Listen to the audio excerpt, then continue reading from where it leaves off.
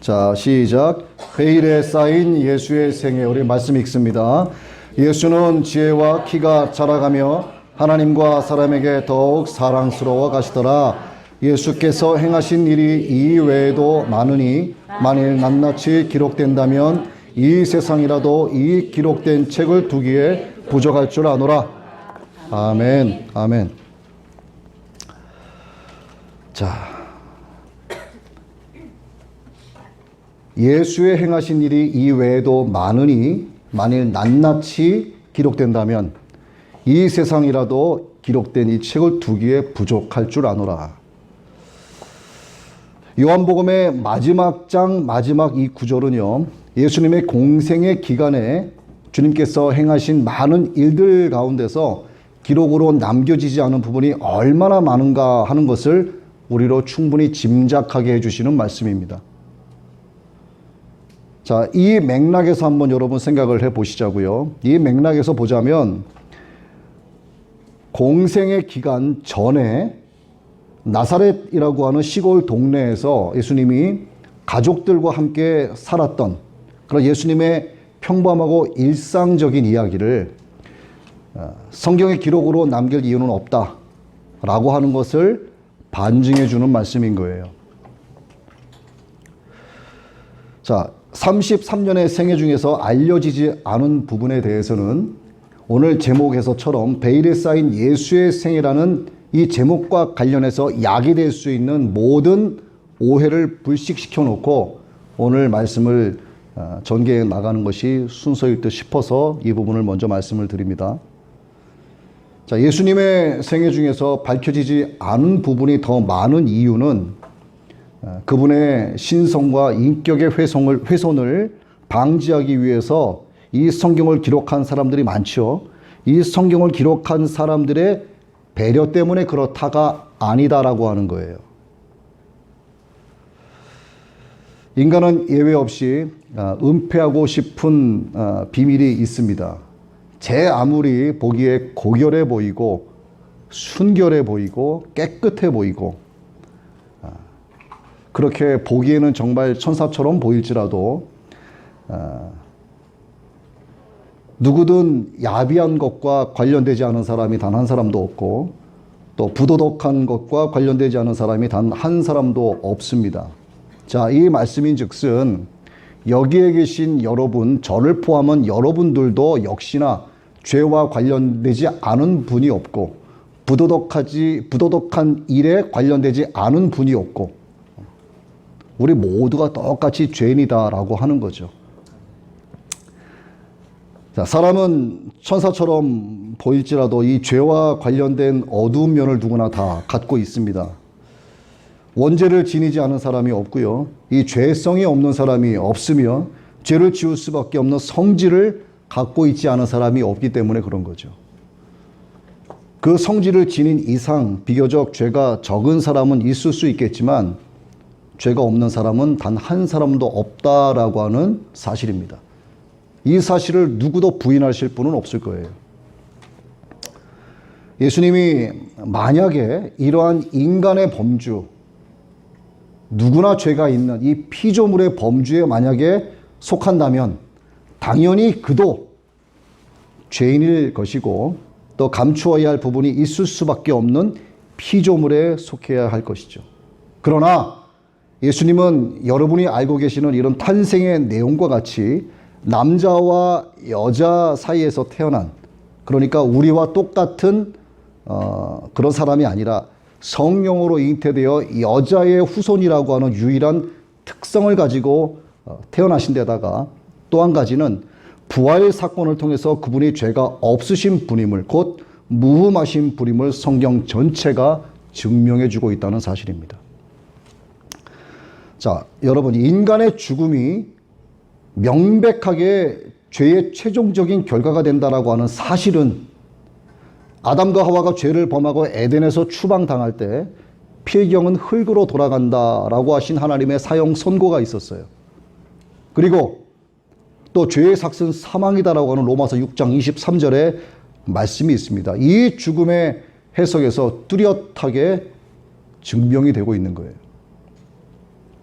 만일 예수님이 우리들과 똑같은 죄성을 갖고 계시고 그래서 죄를 지은 게 있으시다면 그분의 십자가 죽음은 그 자신이 지은 죄의 대가로 죽은 죽음에 불과한 거예요. 부활이라고 하는 것은 언감생심 꿈도 못 꾸는 일이었습니다. 그래서 반대급부로 말씀을 드리자면 그분의 부활이야말로 그분이 죄가 없으신 존재이시고 또 성경이 누누이 강조하고 반복한 그대로 사람의 아들이 아니라 하나님의 아들이시고 인류의 죄를 대속하시기 위해서 세상에 오신 저와 여러분의 구세주가 맞다는 것입니다. 그래서 그분은 인간이 아니라 인간의 모습으로 오신 하나님 자신인 거예요. 자, 사람으로서는 도저히 할 수 없는 일이었지만 하나님으로서는 못할 것이 없으시기에 전지전능하신 분이시기 때문에 인간의 머리로는 상상할 수도 없고 또 이해하고 싶어도 이 두부 한 모의 크기밖에 안 되는 이 사람의 요만한 뇌로 신의 높은 경지를 이해할 사람이 아무도 없기 때문에 인간으로서 경험하지 못하는 그 모든 것들을 주님은 주님의 공생에서의 모든 기적과 이사와 죽음에서의 부활 이런 것들을 행하신 거죠. 그분이 곧 전능자시다라고 하는 것을 성경은 명백하게 우리로 하여금 볼 수 있도록 증거해 주고 계십니다. 자, 그렇다면 쓸데없는 상상을 분명히 가능하게 해주는 거예요. 왜? 성경에 예수님에 대해서 기록되지 않은 부분이 훨씬 많기 때문입니다. 자, 다시 쓸데없는 상상을 가능하게 하고 그래서 오해를 불러일으킬 수 있는 소지가 충분히 있음에도 불구하고 왜 예수님의 생애 중에서 상당 부분을 기록으로 남기지 않았을까? 그 이유가 대체 무엇일까? 하는 부분을 우리가 오늘 살펴보려고 하는 겁니다. 그래서 물론 제가 여러분께 말씀을 선포하지만 어찌 보면은 이 내용에 대해서 함께 고찰해보는 그런 시간이 될 수도 있다. 그런 성격도 지니고 있다. 이렇게 여러분들이 알고 계시면 좋겠습니다. 자, 보죠. 예수님의 33년의 생애 중에서 그나마 기록된 부분은 출생 관련한 부분, 그리고 12살의 성장 기록 중에서 예루살렘 성전에 올라가신 그 부분, 그 다음에 3년이 채 안 되는 구세주로서의 공식적인 활동을 전개하신 그 생의 마지막 부분의 기록, 특히 12살에서부터 30살까지의 성장 기록, 이것은 기록되어 있지 않아요. 성경의 총 구절수가 31,095절입니다. 그 중에서 오늘 우리가 읽은 누가복음 2장 52절의 말씀, 예수는 지혜와 키가 자라가며 하나님과 사람에게 더욱 사랑스러워 가시더라. 이 한 구절이요, 12살 이후에서 예수님 30살 이전까지의 행적을 이 한 줄로 나타내고 있습니다. 자, 기록된 부분은 합산을 해보면 채 4년이 안 되는 거예요. 그리고 감추어진 부분은 29년이 넘는 셈이 되는 겁니다. 호기심 많은 사람들의 상상의 날개를 막 펼칠 만한 그런 여백이 아주 넓어지게 된 거죠. 29년을 사람의 상상에 의해서 기록할 수 있기 때문이죠. 아니나 다를까 그 중에서도 일부 악에 찬 사람들의 상상과 억측이 예수 그리스도의 신성을 모독하는 내용으로 그 여백을 꽉 메꿔 놓도록 쓴 사람들도 있습니다. 자, 예수님이 태어나서 12살이 되기까지의 기록은 사실 없어도 별로 문제될 게 없어요. 왜 그러냐면 그 나이 때까지의 유대 아이들은 거의 부모님 보호 아래 자라면서 교육을 받기 때문에 그렇습니다. 거의 똑같아요. 마을에 있는 회당에 모여서 공부를 했는데 구약 성경이 주 교재였습니다. 즉 창조에서 시작해서 모세의 율법을 배웠고 선지자들의 글을 배웠고 그들 민족의 역사를 배웠어요. 그 중에서도 율법 준수가 최대의 덕목이었던 만큼 교육의 비중은 율법의 내용 풀이와 생활에서의 적용에 가장 큰 많은 비중을 차지했었습니다. 이게 유대 12살 소년까지의 아이들이 배우는 거의 대부분의 일상적인 팩트예요. 자, 어려서부터 율법과 선지자들이 남긴 글, 즉 구약 성경이죠. 이걸 배우는 아이들은요, 12살이 되면 종교적으로 성인이 됐습니다. 그동안 배운 율법을 생활 속에서 지켜나가야 되는 스스로 책임지는 나이로 간주를 한 것이죠. 자, 육체적으로는 아직까지 미성년입니다. 그러나 종교적으로 성인이 된 것과 다름없었기 때문에 유대 아이들은 12살이 되면 그 소년들은 유대 최고의 명절이자 해방절이라 할 수 있는 유월절, 그때 성전이 있는 예루살렘에 올라가야만 했습니다. 이것은요, 12살이 되면 이유 없이 무조건 지켜야 하는 의무였어요. 자, 그렇게 시작된 유월절 예루살렘의 순례는 해마다 반복이 됩니다. 유대인이라면 그가 국내 어느 곳에 머물고 있던, 타국 어느 곳에 있던 관계없이 무조건 예루살렘으로 가야 되는 거예요.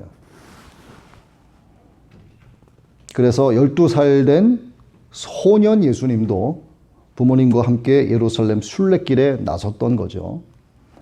자, 이 부분을 놓고 자, 문제는 뭐냐면 12살 이후부터 30살까지의 긴 세월에 대한 기록이 전혀 없다라고 하는 거. 자, 그래서 일부 정신 나간 사람들은 조금 전에도 말씀드린 것처럼 악에 찬 억측으로 그 시기에 예수가 인도에 가서 석가모니의 제자가 됐다, 뭐 이렇게 얘기하는 사람들도 있어요. 그런 책이 있습니다. 물론 예수가 인도에 갔었다라고 하는 털끝만한 근거도 그들은 제시하지 못했어요. 그러면서 그렇게 이야기하는 겁니다. 하여튼 보면은 세상에 참 이 별놈들이 다 있어요. 보면 그렇게 억측 부리는 근거는 단지 석가의 행적과 유사한 예수님 공생애에서의 두어 가지 활동이 있었다 하는 주장을 하면서부터 시작이 된 거예요.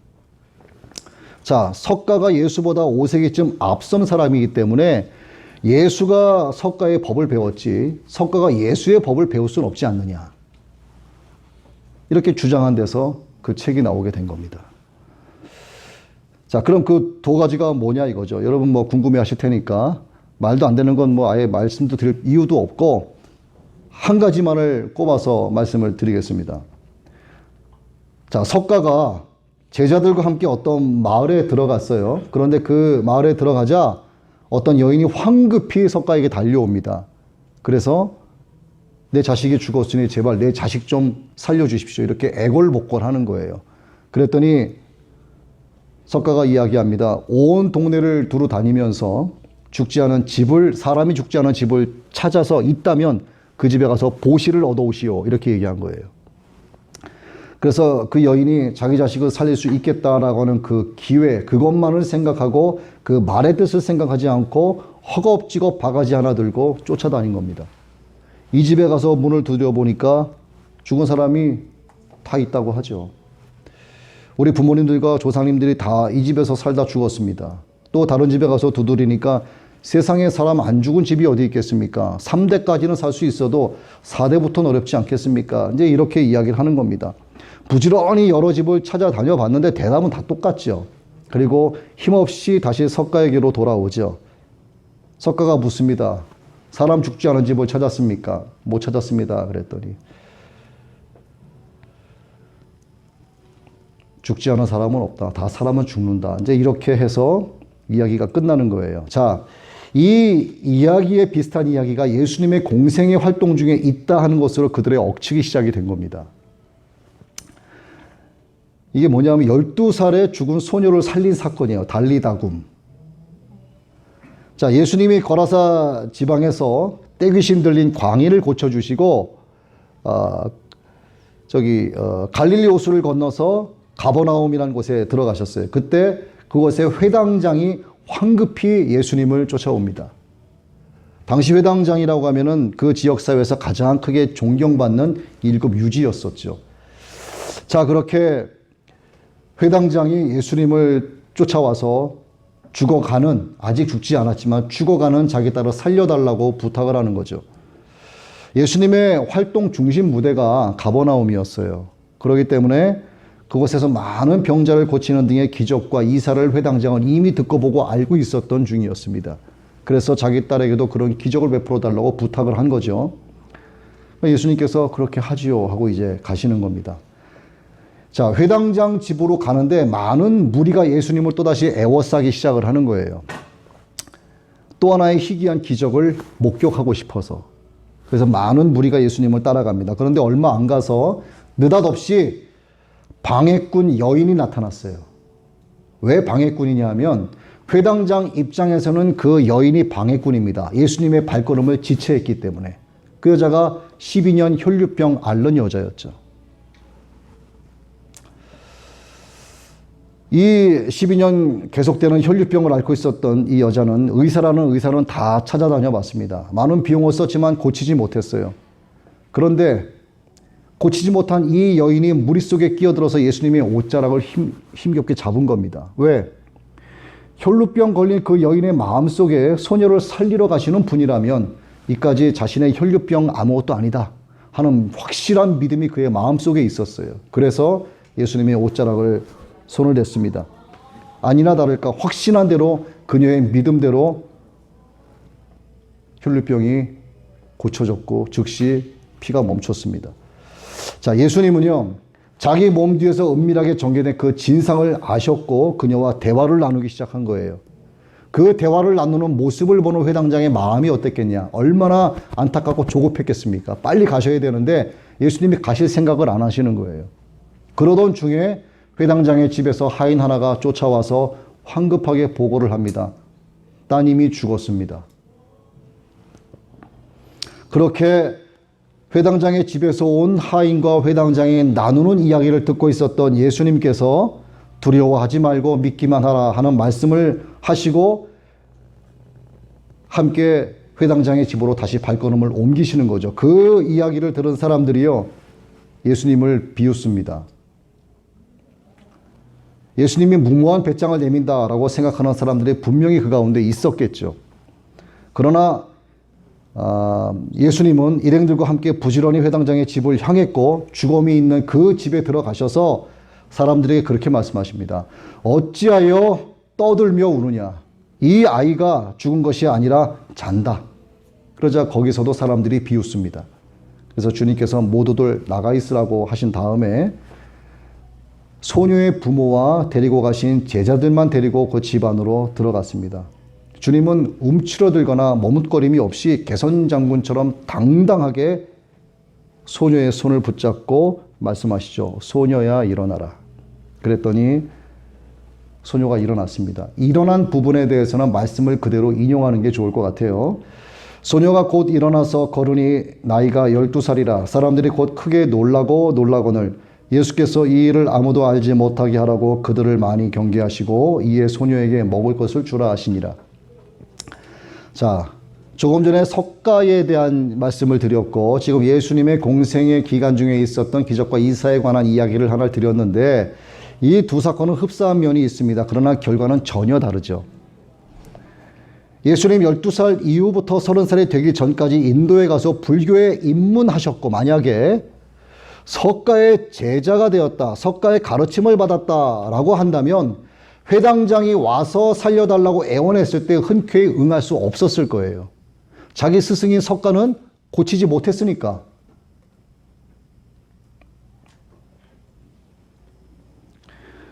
자, 여러분, 스승보다 나은 제자가 없다, 뭐 이런 말씀 들어보셨죠? 자, 이 말을 여기 한번 적용을 해보자고요. 그렇다면 예수는 그의 스승인 석가보다 모든 면에서 한 수 아래이거나 비슷한 수준에 머물렀어야 했습니다. 그런데 크게 초월하는 기현상을 보이신 거죠. 드물게 탁월한 한 사람, 석가라는 사람과 하나님의 아들 예수 그리스도의 차이가 바로 여기에 있는 겁니다. 여러분, 예수님의 12살 이후부터 30살 이전까지의 감추어진 이야기는 매우 평범한 이야기예요. 출생과 거의 동시에 절대 권력자인 헤롯 왕의 칼날을 피해서 멀리 남쪽에 이집트로 피난 갔다가 거기서 아기 예수와 그 가족은 헤롯이 거기에서 70세 나이로 죽게 되자 다시 출생지였던 베들레헴으로 돌아오려고 계획을 하고 있었어요. 그런데 헤롯 왕의 아들인 헤롯 아켈라오라고 하는 사람이 그 땅에서 다시 왕위를 넘겨받게 됩니다. 그 헤롯 아켈라오는 아버지인 헤롯 아버지보다도 더욱더 악의에 찬 사람이었어요. 그 소문을 들어서 알고 있었기 때문에 베들레헴으로 돌아가려던 것을 멈추고 부모가 살고 있었던 나사렛으로 방향을 바꾸어서 그쪽으로 옮겨가게 됩니다. 그래서 성경의 말씀이 이루어져서 나사렛 예수라고 하는 이름이 나오게 된 거예요. 자, 헤롯 왕이 다스리던 이 팔레스타인은 그 아들들에 의해서 분할 통치가 되었던 지역입니다. 중부에 해당하는 유대 지방과 사마리아 지방, 그리고 사막으로 이어진 남부의 이두메는 지금의 네게브 사막이에요. 이쪽은 헤롯 아켈라오가 다스렸고, 그 다음에 북부 갈릴리 지방, 동부 요단강 건너편의 이 데가볼리 지역은 둘째 아들인 헤롯 안디바가 다스렸습니다. 그리고 갈릴리 북부에 있는 바테네아하고 다마스커스 남부 지방인 드라고니스는 헤롯 빌립이 다스렸어요. 자, 베들레헴은 유다 지방이었기 때문에 아켈라오의 통치 지역이었고, 나사렛은 갈릴리 지방이었기 때문에 헤롯 안디바의 통치 지역이었습니다. 베들레헴은 예수님의 조상들이 대대로 살아오는 땅이었고, 나사렛은 예수의 아버지와 어머니가 살던 곳이었어요. 자, 그렇게 나사렛에 정착을 하게 된 예수님은 12살이 되던 해 부모와 함께 예루살렘으로 올라가게 되는데, 이 이야기가 성경에 매우 자세히 나와 있습니다. 이 이야기가 성경에 자세하게 기록된 이유는 그 사건이 예수님이 어떤 신분인가를 나타내는 두 번째 사건이 되기 때문에 그런 거예요. 그러면 첫 번째 사건은 무엇인가? 예수님께서 그리스도다, 하나님의 아들이다라고 하는 사실을 알려준 첫 번째 사건은 바로 출생과 관련된 내용이었습니다. 예수님은 예루살렘 성전에서 이름만 대면 다 아는 인류급 신학자들과 함께 율법과 선지자들의 글을 소재해서 몇 날을 토론을 하셨죠. 그때 보여준 탁월한 탁월성과 또 예수를 잃어버린 지 사흘 만에 찾은 부모에게 대해서 하는 소리가 어찌하여 나를 찾으셨나이까? 내가 내 아버지의 집에 있어야 될 줄을 알지 못하셨나이까? 라고 하는 이 반응이야말로 그분의 신분이 사람의 아들이 아니라 하나님의 아들임을 여실히 보여주고 있다는 것입니다. 자, 그날 이후에 예수님은 나사렛에서 부모와 함께 살면서 부모를 공경하고 순종하면서 사는 거예요. 오늘 본문에 여기에 기록해 놓지는 않았지만 51절의 말씀을 보면 예수께서 함께 내려가사 나사렛에 이르러 순종하여 받드시더라, 이런 말씀이 기록되어 있습니다. 그리고 오늘 우리 본문에 나와 있는 대로 예수는 지혜와 키가 자라가며 하나님과 사람에게 더욱 사랑스러워 가시더라. 이것이 예수님의 12살 이후에서부터 30살 이전까지의 행적입니다. 자, 그러니까 12살 이후부터 30살 이전까지의 이야기는 기록으로 남길 만한 특별한 이야기가 아니라 보통의 한 시민이 자기 가족과 생활에 충실한 모습으로 살았던 평범한 이야기에 지나지 않는다는 거예요. 그러나 외형적으로는 그랬을지라도 그분의 내면 세계만큼은 30살에 시작될 특별한 사명을 위해서 준비하는 소중한 시간이었을 거라는 거죠. 여러분, 이 땅 위에 어떠한 위인이라도, 여러분 위인 전기 많이 읽어보셨죠? 또 뭐 자서전 같은 것도 많이 읽어보지 않으셨습니까? 그런 위인들이 쓴 책에 봐도 자신이 어려서부터 자라면서 일반적인 이야기들, 먹고 마시고 잠자고 일어나고 일하고 하는 반복되는 이런 일상사를 쓰지 않습니다. 숙제이기 때문에 억지로 써야 하는 초등학생들의 그런 억지 일기 있잖아요. 그런 것처럼 기록할 이유가 없는 거예요, 이런 것들은. 성경은 이 부분에 대해서 짤막한 한마디를 던지는 거죠. 예수의 행하신 일이 이 외에도 많으니 만일 낱낱이 기록된다면 이 세상이라도 이 기록된 책을 두기에 부족할 줄 아노라. 자, 여러분, 이 말씀처럼 주님께서 공생의 기간에 행하신 일조차도 다 기록하지 않았다고 했습니다. 그러면 마태마가 누가 요한 이 사복음서에 기록된 예수 그리스도의 여러 가지 설교와 행적조차도 이렇게 중요한 부분만을 기록했는데 하물며 시골 나사렛 그곳에서 반복되는 일상사를 기록해서 남긴다라고 하는 것은 그야말로 어불성설인 거예요. 만약에 예수님의 그런 일상사를 반복되는 것을 기록했다라고 한다면 정말 성경이 하나님의 말씀인가 하는 부분에 대해서 의심해 보지 않을 수 없는 겁니다. 개인사나 국가의 역사나 모든 것의 기록은요, 요약과 압축으로 중요 부분만을 기록합니다.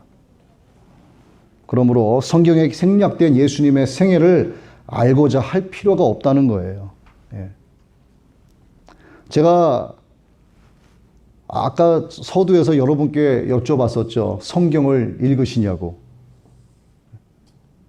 여기에 기록되지 않은 예수님의 생애에 대해서 12살 이후부터 30살 이전까지 뭐 하셨을까를 궁금해하실 이유가 전혀 없다, 그 얘기입니다. 기록된 성경도 읽지 않으면서 기록되지 않은 예수님의 생애를 궁금해한다. 이거 뭔가 좀 모순이라고 생각하지 않으세요?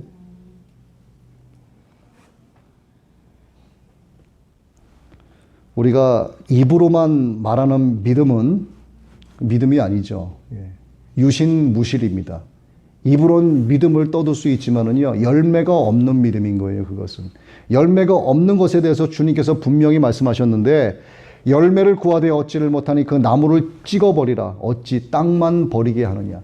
그 나무가 땅에 박혀있는 것조차도 아깝다, 그 얘기입니다. 그러니까 여러분, 유신무실하시면 안 되는 거예요.